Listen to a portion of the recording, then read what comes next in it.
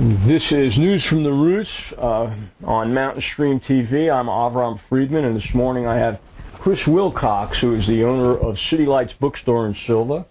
And we're going to have a little conversation about City Lights and what's going on there. One of my favorite subjects, yeah. If you will, give us a little bit of history about the bookstore.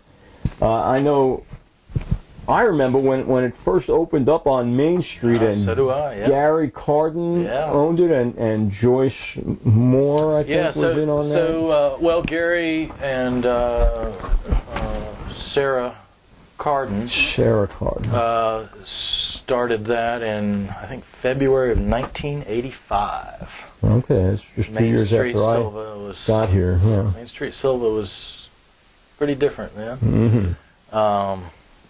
It was, way before Walmart and axis of growth out East Main Street there. Walmart changed the character of Sylva and Jackson County quite a bit when it moved in. Yeah, it did.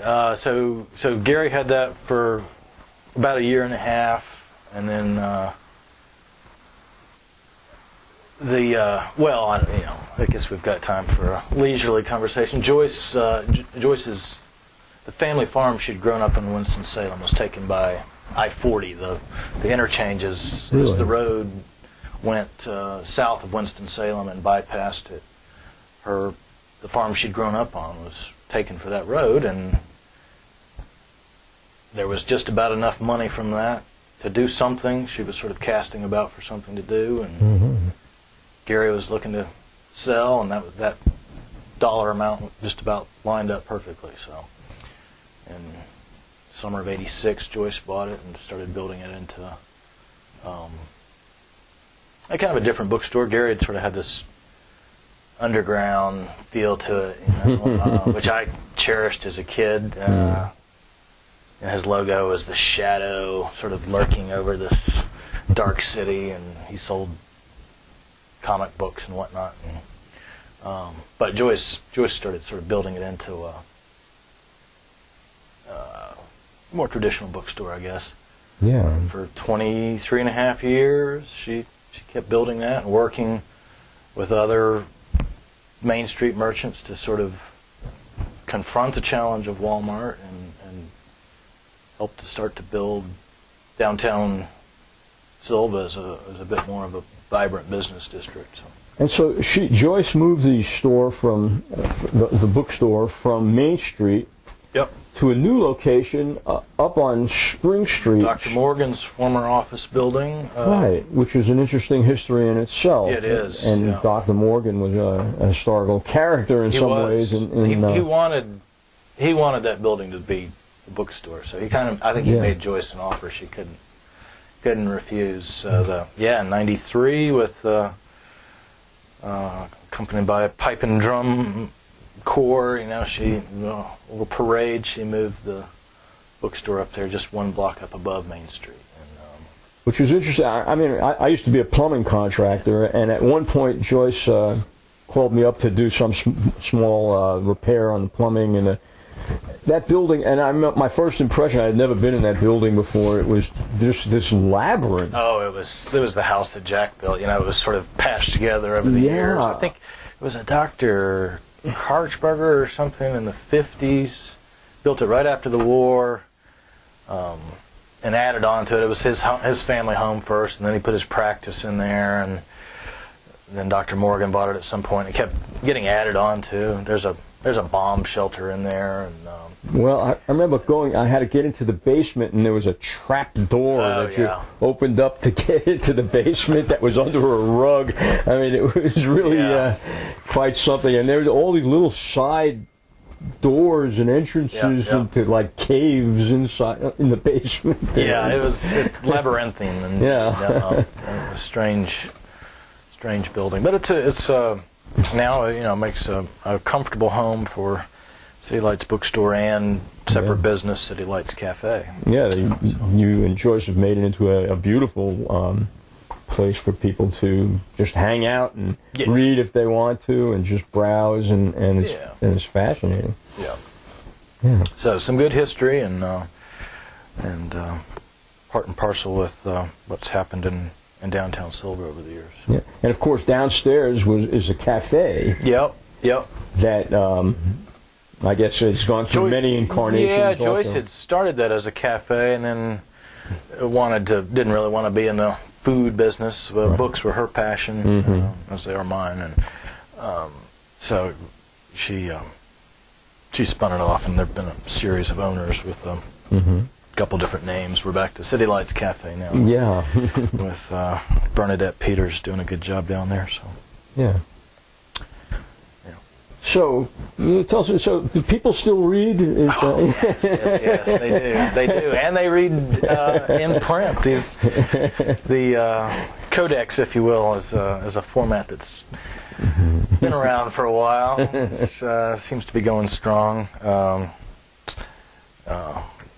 There's been a lot of talk about, do people still read, and if so, are they not just reading in these things instead of these things? I think a lot of us, don't really want to curl up at night with another device, having spent probably a big chunk of our day in front of a screen. It's just not relaxing to e-read. Although, it has its place. Certainly with travel and maybe textbooks. I don't know. There's it seems like the percentage of book sales in the e-book format is sort of plateaued around 25% or so. That varies with, romance fiction. It's a lot higher percentage of e-book reading on in certain genres. So what's hot now in books? Oh well, gosh, in fiction, in terms of genre fiction, there does seem to be an ongoing trend for dystopian dystopian fiction. That's one trend. I don't know what that says about society and where we're at, but can you give me an example of? And on the young adult side, one that's old now but will be familiar to a lot of folks is like the Hunger Games series, or, of course, if you want a prototype, probably look at 1984. George Orwell. Sure. But Prophet, my favorite prophet. Yeah. I'm anxious to read that one, Orwell and Churchill. Have you heard about that book? Recent book. I heard about that. I was listening to NPR one day, and they were talking about. I think I caught that interview. That was even though they were politically diametrically opposed, they had some similar concerns about how totalitarian governments, for instance, might sweep us all away. Yeah, I mean, it seems so apparent to me now with the control of the news media today. It seems so Orwellian, and it's not so. We hear the term fake news a lot used on both sides. Tossed around. It's hard to know who's real news anymore. Yeah, this is real news here. What I find more dystopian about it, Orwellian about it, is what's not included is the omission is more potent and important to me than what is said in many ways. What the things that are chosen to be reported on, the things that are chosen not to be reported on. The editorial filter. Yeah. Which is one of the reasons we started Mountain Stream TV, is because we want to report on all things that aren't being reported on. What's happening with Indivisible, what's happening with, demonstrations that are happening almost on a daily basis around the country that just simply grassroots energy that's you would never know it if you looked at that television all day. City Lights is very active in the community, I know, and you're always offering programs. You often have local writers, sometimes not so local writers. Yeah, we've got come. And so what's on the schedule? What's going on? Well, we've got this mystery author Lawrence Thaxton's going to be with us. Today's Thursday. Tomorrow evening at 6:30, and this is his third time with us. His first novel was some years back was Devil's Courthouse. It was set nearby. That was sort of the local angle that introduced him to us.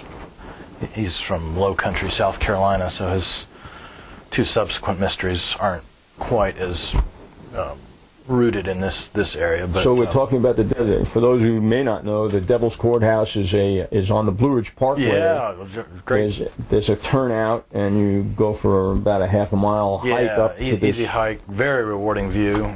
Incredible little plateau that sticks out over a canyon, and it's just incredibly beautiful. Great spot. If you haven't been there, you should go. Steep but easy hike. Goes from if you're going there, I guess you go from Sylva toward Asheville, and before you get to just past where 215 crosses the Parkway. Okay. Haywood, Pennsylvania divide. Before the Shining Rock Wilderness area. Yeah, between the Middle Prong, I guess, and Shining Rock. So, yeah. Anyway, that was so Lawrence Thaxton Friday with a new mystery not set around here. Then on Saturday afternoon, we another sort of author friend that's coming back to the shop, but this time she's not promoting her book. She does have a new book coming out in the fall, but this Kim Michelle Richardson, she's from Kentucky, but she seems to find her muse when she comes down to Bryson City. She does a lot of her writing down here, so we've gotten to know her over the years, and she's going to talk to aspiring writers about sort of the path to publication, how you might take your, that novel manuscript you've got in your drawer and maybe get it out there in print. She's talking about self-publishing? Or? Not so much. She might well address that. I think her first book, a memoir, was perhaps privately published. But her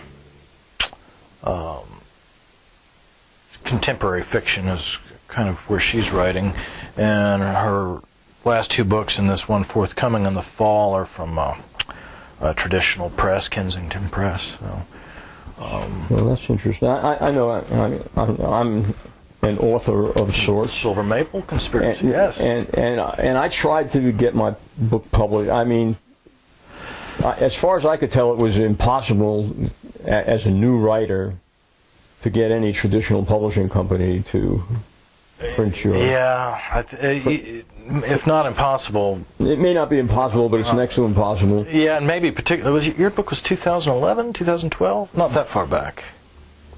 Well, no, it had to be at least 2013. Of course. Yeah. Anyway, that was during a low ebb in traditional publishing. They really weren't acquiring much at all. Is there a comeback now? Yeah, it's coming back a bit. I think there's still, speaking of filters between a message and the masses, I think you still, not only do you have this big publishing entity, but you sort of go through an agent. They don't a lot of times don't consider unsolicited manuscripts unless it comes by way of an agent. So right. There are these layers of. And so a lot of people are self-publishing now. That's ultimately what I had to do. Yep. And if you will talk a little bit about that, how is like Amazon, impacted the small bookstores and in general literary community? What I would say on balance, it's been a negative. Yeah. They didn't. If we sort of got here by talking about self-publishing, and they've used their brand reach, if you will, to kind of dominate that market with their CreateSpace platform, but I didn't invent that. I mean, self-publishing's been around, well, print on demand, sort of easy, small print run self-publishing has been around 10, 15 years at least. Right. And so they were kind of late to the game, but were able to leverage their brand to kind of dominate that market. And you know, they've made it affordable to bring a book out, and that's probably a good thing. I think more voices is a good thing, but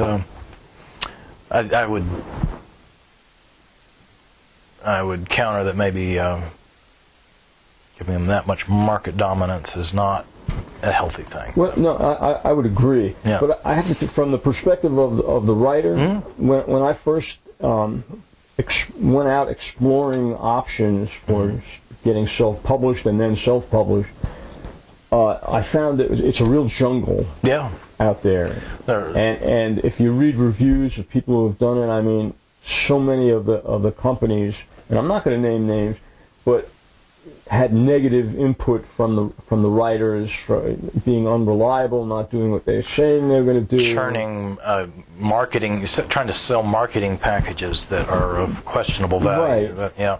And then I went to Amazon as a last resort, really, and I found good reviews from the writers that they did exactly what they said they were going to do. You have more control over it than anyone else. And as a result, I chose Create Space to market, to publish it and market it. At the same time, I didn't feel good about it because of it's a double-edged sword. You know, it does, I think, harm local small bookstores, which I find such an essential cultural aspect of the local community. And now not just bookstores. It's, I mean, you want to get Orwellian, I mean, drones dropping rice cookers and, you know, your a week's worth of planned meals and a book maybe on your doorstep, and to the exclusion of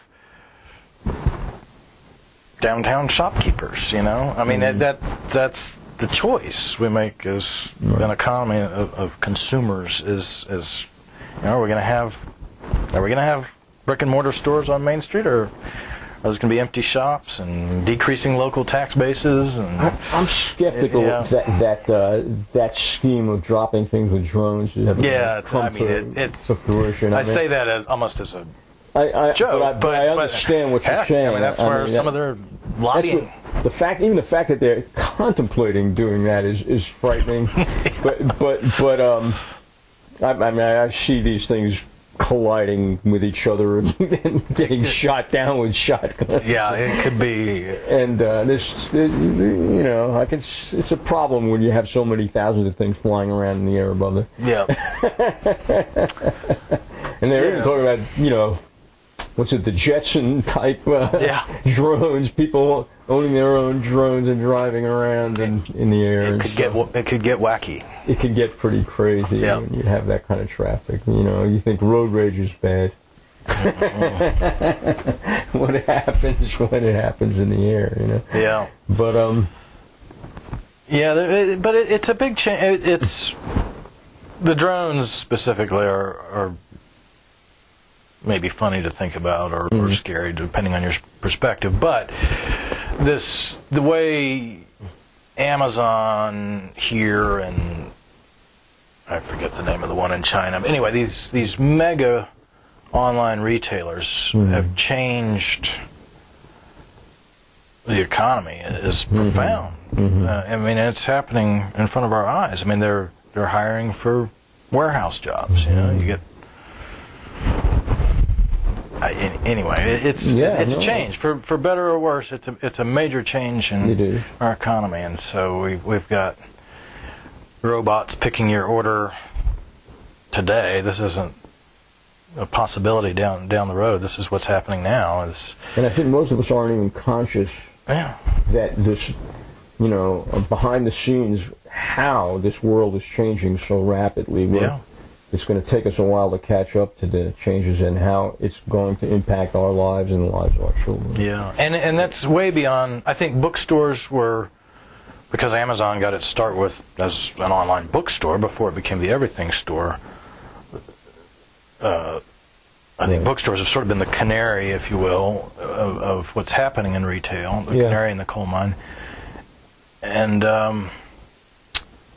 you know, what do you give up with that? You give up maybe the serendipitous discovery. Maybe the algorithm at Amazon says you like this, other people who bought this like this. Whereas you wander into an actual physical bookstore with shelves and you discover things by serendipity. Which is maybe ultimately a more satisfying way to find your next favorite read. A terrible thing to lose, really, is that aspect of serendipity, as you put it, and just by chance colliding into something that you didn't even know existed before, and finding that you enjoy it. So I interrupted you before, I'm sorry, but let's talk about some of the things we will be losing. What else is going on at City Lights Bookstore? Oh, yeah. What other things? I got us up to this weekend, day after tomorrow. We've got more. We've got more things coming up. Let's see. Well, something that's happening today that's kind of fun. We're bringing back this trio exhibit. So it's an art exhibit being installed today. It'll be up for the rest of the month. But it's more than an art exhibit. This neat woman, Sherry Smith, now of Boone, came up with this idea a few years ago where she would take a book, and they're recent books by Southern authors, they happen to be, and she hands them to a visual artist and a songwriter, and she says, read this and respond. Do something creative in response to this book. Long art form. So we'll have the artwork up and some artist statements, and then you can snap a QR code if you want to go on YouTube, I guess, and hear the songwriter's response. So it's this melding of different art forms, all working in response to writing. We'll have a concert. I'm sorry, I don't know the exact lineup of songwriters that'll be with us next Wednesday, August 9th. A couple of the songwriters, I think there are maybe 12 or 15 books of these trios, 12 or 15 of these trios represented in the show. With a few of those songwriters will be performing live at the bookstore next Wednesday. And this will be in the, what do you call that? A regional room. Well, it was our gallery, and then we ran out of room for our books about Southern Appalachians, so it sort of became our regional room. All of a sudden, this small room turns into a small auditorium. Yeah, it's a flexible space. We pack about 40 people in there. Yeah. Usually you have wine or cookies or something. We usually have something to wet your whistle to maybe prime the pump before we wander downstairs or elsewhere in town for more to eat. Well, let's see what else we got. Mark Powell coming. Is it Friday the 11th, I believe?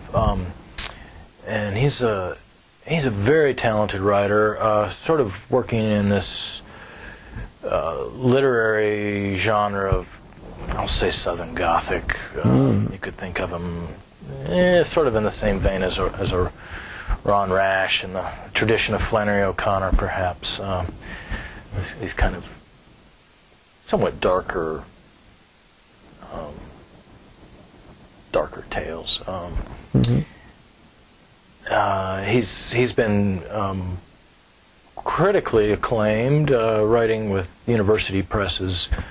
I think 5 or 6 novels, and now he's one of these big New York houses. Simon & Schuster has picked up his new novel, so he'll be presenting that next Friday, I believe it is. So, can you have a site on the website where people can see the schedule of events? Our website URL is CityLightsNC, as in North Carolina, or maybe as in not California, since the very famous City Lights in the North Beach community of San Francisco. They're, I think the year we turned 30, they turned 60. they've been... Is that all? Really? That's all, yeah. I'm surprised that Lawrence Ferlinghetti who's still alive and makes it in there. That's quite amazing. Like one day a week or something, and he's late 90s now, I think. At least mid-90s. Gosh, I would have thought that was around a lot longer than 30 years. Yeah, well, I guess he was a fairly young man in the 50s when he not only... Well, he published Allen Ginsberg's Howl, and then promptly had to go to court to defend it. It was a landmark First Amendment case. Yeah. Go booksellers. Yeah. Publisher, indie publisher. He went to court and fought for the right to get Howl in print. I've recently been speaking a lot with Thomas Rain Crow, who hung out at City Lights Bookstore. He's a member of the Baby Beat generation. In fact, he's got his own show on Mountain Stream TV. Excellent. It's called The Culture Hour. And I know he's read his whenever he publishes a new book, he goes to City Lights. Honored to have Thomas in for any number of great books he's published over the years. Yeah. He's a good neighbor and a good. So many talented writers around us here. I mean, it's remarkable how rich a culture we have in Western North Carolina, and we just lost a great one, Kay Beyer. Yes. Catherine Stripling Beyer, past poet laureate of North Carolina and longtime resident of Cullowhee. Did she ever come to City Lights and read? Oh yeah, all the time. She kept a studio upstairs to write when she needed to. Oh, she kept her studio upstairs? Yeah, she had that apartment for many years, so she could have a space to get away and find her muse. Yep. Interesting aspect of that building. It's got an apartment on top of it. Yeah. Solar heated, but maybe a little too much passive solar in the summertime with the bank of skylights up there. It's kind of a solar oven this time of year. Several years ago, was it Tom Robbins who came to speak, and he spoke from the deck from that apartment out. They closed off the street on Jackson County, Jackson Street, or Spring Street, rather. Yeah, we had several hundred people from all over came to hear him read from Villa Incognito, as I recall. Yeah, I think that was right. Yeah, or Still Life of a Woodpecker. Yeah, it was many years after Still Life. Oh, was it? Okay. Still Life was sort of I think I made a jump as a teenager from reading very light fare to not that Tom Robbins isn't a little on the light side, but I was in that among those hundreds in the crowd. Yeah, and it was kind of a funny scene because there's this, Spring Street is on a fairly steep hill. And so all the crowd was leaning in different ways in order to watch Tom, and some say he was a little perhaps inebriated. Oh, maybe. He did read the same passage about badger gnawing his way out of a trap. He didn't realize read it through twice without seeming to realize it. I remember that pretty clearly.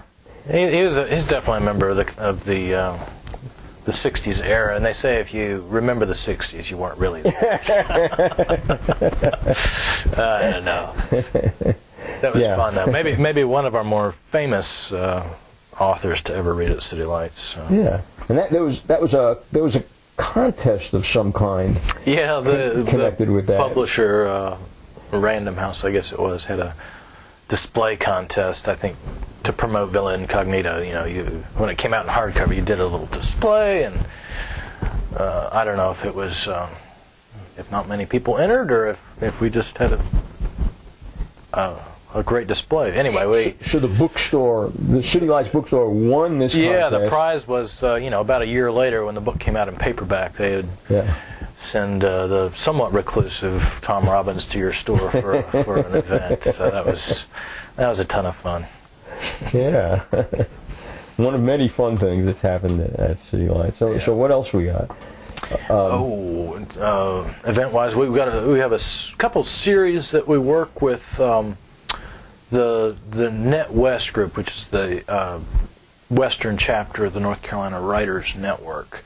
They co-sponsor a couple of monthly events with us. The Coffee with the Poet series is on the third Thursday of each month at 10:30.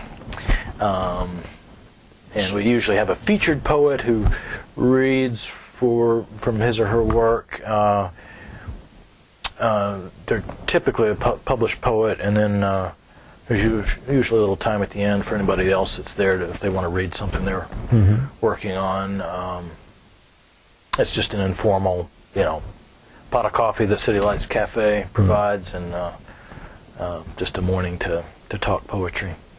And then the other series that we do with NetWest is one Friday a month. Not always the same second or third Friday, just whatever. We have an open mic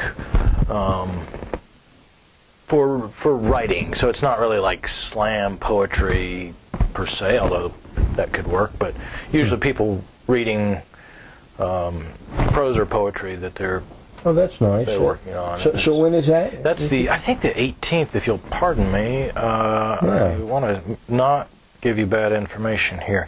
Yeah, Friday, August 18th at 7. Most of our evening events are at 6:30, but this one will be at 7. Is that, and this is a regular thing every month? Or? Yeah, every month. As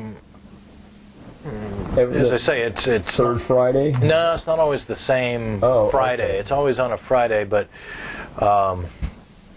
wonderful local poet and English professor Catherine Carter is our contact with NetWest on that, and as a professor, her schedule varies enough that we kind of got to keep that one a little flexible. But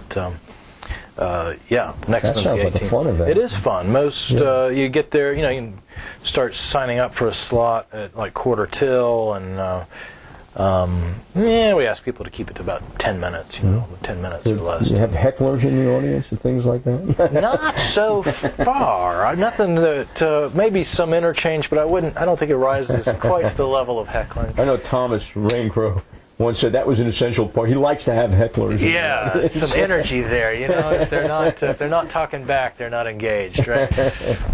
Yeah, I like that. So there's always I would say, more conversational interchange between our authors and the audience, but there've been maybe a time or two when we've had something where, usually with something purporting to be nonfiction, maybe that maybe an audience member objects to. Anyway, I've gone occasionally when Thomas was reading and been his heckler. Good, he's counting on you. Yes, but and I know that there's also City Lights Bookstore has always been very interactive with the community in general, and you make that room available to meetings and such. When I was the chair of the local Western North Carolina Alliance branch years ago. What's the new name of that group? It's Mountain True now. Mountain True. Yeah. We used to hold regular meetings in City Lights, and some fairly significant events have taken place there. In fact, back in the year 2000, maybe 1999 actually, we were holding regular public forums on various issues related to the environment, and we invited scientist Jim Renfro to come from the Great Smoky Mountains National Park, where they had just begun to derive data from the air quality monitoring stations that were placed in the Great Smoky Mountains.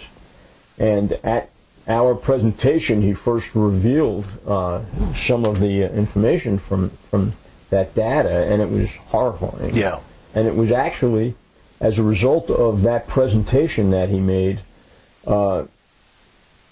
the Canary Coalition came into existence. Prior to that, there'd been, I guess maybe the focus had been a little bit on acid rain, and that was an awakening for a lot of people, maybe that... Oh, it was. I mean, a lot of people had come into... had moved to Western North Carolina, and the people living here also were under the impression that we were living fresh in an mountain area, air, clean, pristine mountain air. Yeah. And guess and what, as a result folks? of We're what downwind. Yeah. What he was telling us is that there are certain times of year when we have the worst air quality in the country. Yeah. Here, as a combination of the topography and the fact that we're surrounded by all of these antiquated coal-burning power plants in Tennessee and Alabama and Arkansas and here in North Carolina itself with Duke Energy's facilities and at that time Progress Energies. So it was a shock to us, and it spurred a lot of environmental action statewide. Data. Show me the data, right? Yeah. Nitrogen oxide concentrations and sulfur dioxide, that people come and they visit the Great Smoky Mountains. Look at the Smokies, this fog. Oh, that's why they call it. No, that's not why they call it the Smokies. That silvery gray haze is sulfur dioxide, and it's particulate matter that's ruining your lungs, you know. It's called the Smokies because of the low-lying clouds in the valleys. That's just moisture. This is not the haze, moisture, right? And he informed us that the visibility in the last 50 years had diminished from over 100 miles on a typical summer day to less than 12 miles. Yeah. Because of that emissions, and we just sat there in shock. Got to take action. Well, good on you for picking up the torch and acting. Acting on the data. Impacted tourism for sure, and that's and the children that get asthma from that's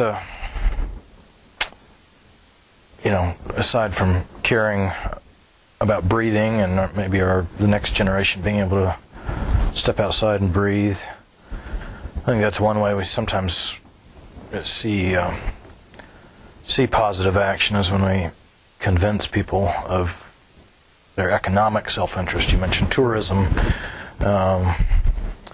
perhaps an extractive industry in its own right, kind of like coal and timber, but at least you can say, hey, people aren't coming here to look at a denuded mountaintop or to choke on the emissions of coal-fired power plants, but they're coming for the beautiful views. Let's protect them. And I think people were also impacted when they learned that their health and their children's health was it wasn't just the environment, whatever that means to people. Some people don't connect themselves to the environment as well as they should, I think. But when they learn that their personal health or the health of members of their family are involved, that it becomes more of a concern. Yeah. Whatever it takes to make it real for people. Yeah, for sure. For sure. So, is there anything else we can say about City Lights Bookstore? It's a great resource. Well, thank you. We're part of a neat community, a community of readers apparently, because we're right in downtown. We're one of 3 bookstores, and plus we've got a showplace library. So and that's so some of the media attention that's been directed at Sylva recently has the Washington Post, the Raleigh News and Observer, and other sort of tourist-oriented write-ups have singled out the concentration of breweries and bookstores in Sylva, so we're glad to be part of that. Breweries, bookstores, and restaurants. Yeah, some great eateries too. But small town, we are rich in culture and activity of interest to everybody, really. Yeah, so we've got the Friends of the Library bookstore on Main Street, and Harry Alter, used, rare, and scholarly books. Guy from out of Pittsburgh. He knows about smokestacks too. Sure. He came down here when his wife Elizabeth took a job teaching English at Western, and brought his great great book-selling savvy to Sylva, so he's a good neighbor too. Yeah. And then Western Carolina University wanted a bookstore cafe in this new sort of mixed-use building right near the heart of campus there, and they approached a couple of us local indie business owners about putting a bookstore, coffee shop, bookstore cafe in that noble hall. So we're pleased to be out there with Madstone Cafe and Catching Light Books. Jeanette Evans and the Mad Batter have share that space with you, I believe. Yeah, and also Suzanne Stone, who had Rolling Stone Burrito next to Jeanette and Cullowhee. There was a fire now almost 4 years ago, over 3 years ago. It was a fire that pretty much was shut down that strip of businesses, and so there are quite a few of us. Several. My two partners, Jeanette and Suzanne, and then the Subway franchise, and Bob's had been in business there with the convenience store. So at least when that building opened, there were quite a number of businesses returning to that general area where they'd been before the fire. So, so we're tickled to be tagging along for that. Yeah. So, tell us a little about your personal. I mean, how did you come to be the owner of City Lights Bookstore? Oh, well, as I alluded to earlier, I'd been a customer there as a kid from the very beginning, and it always felt like a neat place. I was drawn to as a reader. My family were readers, so that aspect was always an appeal for me. And then I don't know, like a lot of young people, I was sort of casting about. I'd gone to Western Carolina and studied emergency medical care and a minor in art. And after a fairly short time as an EMT and paramedic, I realized that really wasn't what I wanted to do with my life, and was like, well, what do I want to do? Maybe library school. I like the just reading broadly and acquiring information. Maybe library science is what I need to pursue. And I don't know, about that time when I must have muttered that out loud within earshot of Joyce, and she said, well, I've got an opening. If you're interested in books to that extent, maybe you could work as a bookseller. And so from 97 to 2010, I had the great opportunity to work with Joyce. Before too long, it was clear that was my vocation, and she was a great mentor to have. Oh, okay. So you were working there for quite a long time. Quite a long time, yeah. So she'd been at it 23 plus years. When she got ready to sell the business, she knew from earlier conversations I would be interested, and the spirit was willing, maybe the finances weren't, but she's made it happen by financing the sale of the business and being a very patient landlord too. So okay. Yeah. Okay. Well, that's good to hear. Yeah. Well, I would urge everyone to check out City Lights Bookstores. Thank you, Avram. It's a great place. It's a little bit set back off of Main Street in downtown Sylva. You have to, those of you who are watching who know Sylva know that it's basically two streets. It's Main Street and Back Street. Yeah.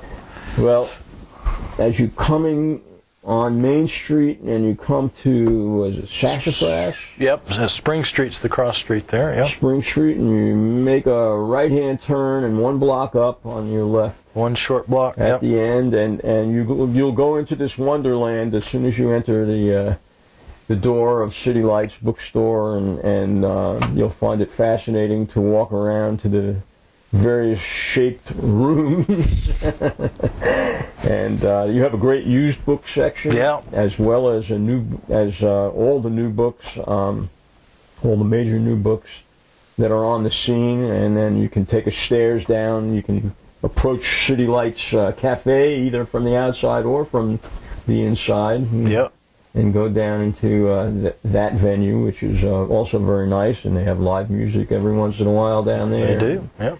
I think, what is it, Tuesday nights they even have a participatory, you can bring your, or they used to. I think, yeah, you're right. What have they been doing Tuesdays? There was a dulcimer group for a while. There had been, that long-time trio at Guadalupe on Tuesday nights, but I think there is something more of a... It's something, if you bring your instrument, you can play with the group. I mean, over the years, there have been a few things. There used to be a hardcore group of old-time musicians that met at Spring Street Cafe then on Tuesday nights, and I think that doesn't happen anymore. Well, I think Ed told me that it might. Well, they still get together occasionally now at Guadalupe. I think they've been going for now a decade or so at Guadalupe, and are maybe not quite as hardcore and sticking to a strictly old-time repertoire. But I think that has sort of faded out as Ian moved back to New York to be with aging parents, and Hal retired to the Asheville area. But they have the occasional reunion show, I think. So. But down in the basement of City Lights Cafe, there is a stage all the way in the back, and there are performances back there. Yep. Occasionally, I guess you have to look that up on the web to find out. Yep. They've got that's a separate business, separate website. They're citylightscafe.com. Okay. And yours is citylightsnc.com. City Lights, not California. Right. .com. Okay. And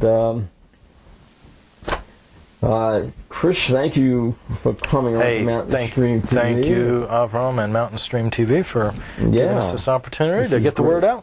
Maybe we'll do this again sometime, and we can talk about more of the latest books that are out, and maybe do some readings. And, Sounds good. Thank you so much. All right. Take care.